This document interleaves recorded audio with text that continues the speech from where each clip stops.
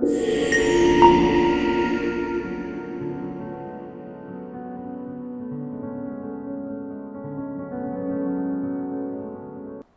everyone, my name is Aysha Khenza of 9th Standard and I'm here today to talk about a topic which is commonly known, that is social issues. We all know what social issues is, but do we actually know what it is about? Maybe not. So we're going to be going over some of the social issues and their implication and how we could possibly tackle them. But before we get to the main parts, we need to understand what social issues is. Understanding social issue is a big step to understanding how we could also address them. So, what is social issue? Social issue is a complex challenge faced by many individuals and also groups. And some might even say that it's a topic for debate. While it might be true, it's also partially false. Let's start off with poverty. Poverty this, poverty that. We've heard a lot about poverty. But what is poverty? Poverty is basically people living in extreme poor. And last week, I was coming back from the store with my little sister, who's of the age 9 years old, and we saw a lady with her daughter who didn't seem older than 7 to 8. A thought crossed my mind. Are they always going around asking, begging for money from others? And it also made me think, do they have roofs on top of their head, food, basic sanitaries, or I don't know, shelter to survive? And it just ached me to even think that there are thousands of people who are suffering the same. This basically sums up what poverty is, and there might be a lot of things that we don't know, but poverty is also not about just giving away money for the poor. It's also about empowering them to lift themselves up off of poverty. Then there's inequality. We've learned about inequality a lot from young age. Especially women, we see that back in the days, women faced barriers in front of them, which they were not allowed to work specific jobs or work in specific fields. But nowadays, in this modern era, we see that men and women work side by side in many jobs. Though women might have gained freedom now, but there are also a few countries where women are forced to work household chores and just take over the children. Then there's discrimination. Discrimination is also kind of like inequality, but it also has its significant problems. It's based on their gender, race, ethnicity, color, etc. Especially ethnicity. We see that many people are being discriminated for their religious clothes, traditional clothes, and everything. And discrimination can also affect their education, since when people are discriminating another person, we see that it also takes a great toll on their mental health. While we focus on social issue, we should also focus on their mental health.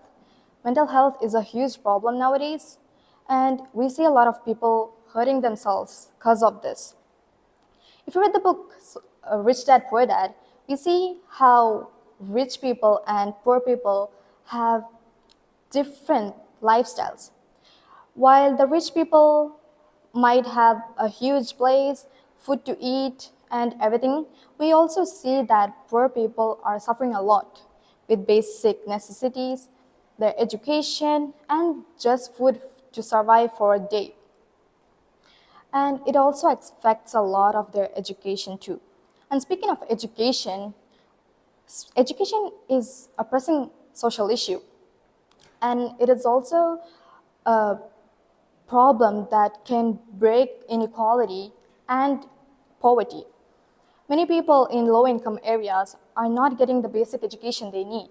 And it also affects the children, since they might have dreams they need to achieve, but because they do not have the money, they're living in poverty, they are not able to get the basic education or anything at that to fulfill their dreams. You see, we can help them by creating buildings and schools, but it's not just about that. It's about empowering them to study more and also help them to study better. Then we have healthcare access.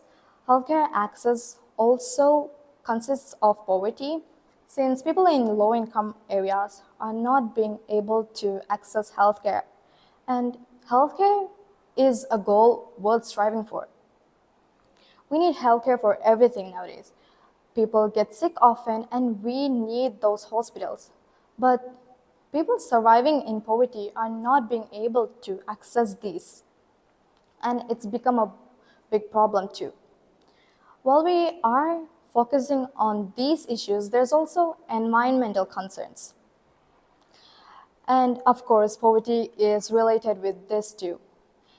When people aren't having any jobs, they also aren't able to earn money.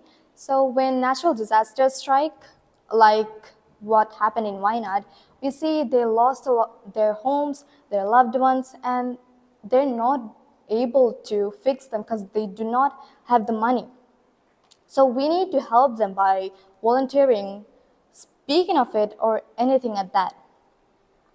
Then how can we tackle them? Well, when I was preparing for this talk, I came across this page that said grassroots movements. I clicked to check what it was, and it was about how collaboration is key.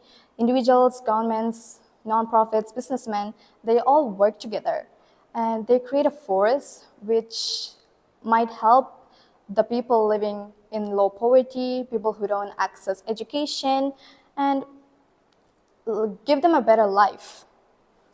It's also made by people who are passionate about helping them and are not satisfied with the current law and stuff like that.